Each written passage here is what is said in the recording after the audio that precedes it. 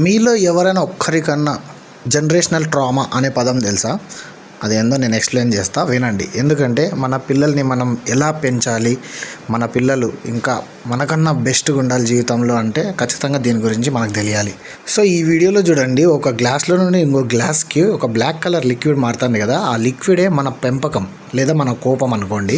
ఒకప్పుడు ఆడవాళ్ళు ఇంట్లోనే ఉండి వంట రూమ్‌లోనే ఉండి మగవాళ్ళు ఫుల్ డామినేషన్ ఉండేది.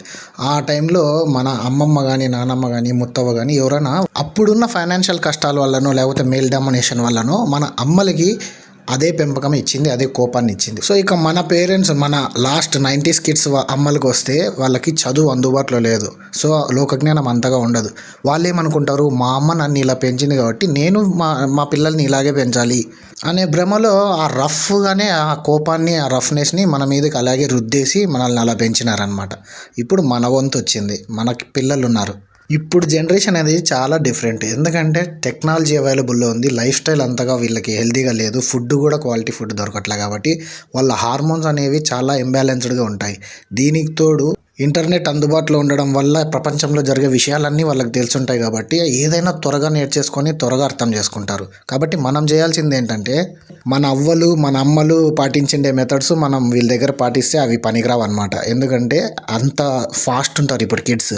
అండ్ ఇప్పుడు నాన్నలు కూడా చాలా ఇన్వాల్వ్ అవుతున్నారు పేరెంటింగ్లో. కాబట్టి ఇద్దరు కలిసి ఆ పిల్లలకి నెగిటివ్నెస్ అనేది పోగొట్టేసి ఫస్ట్ మీ మైండ్స్ని మీరు క్లీనింగ్ చేసేసుకుంటే ఈ గ్లాస్లో లాగా మీ మైండ్స్ కూడా క్లియర్గా వాటర్ లాగా మారిపోయి మీ కిడ్స్కి మీరు ఒక పాజిటివ్ లైఫ్ని ఇవ్వగలుగుతారు.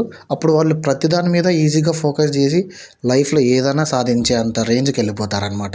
సో దీనికి ఒక ఎగ్జాంపుల్ చెప్పాలంటే, బయటకు వెళ్ళినప్పుడు ఎవరన్నా మీ పిల్లోడికి భలే సిగ్గు అంటే బేసిక్గా మన అమ్మోళ్ళు ఏమనేవాళ్ళు, ఊను ఎందుకో ఏం లే నీకు అంత సిగ్గు అట్లా అంటారు. కానీ ఇప్పుడు అలా అనకూడదు.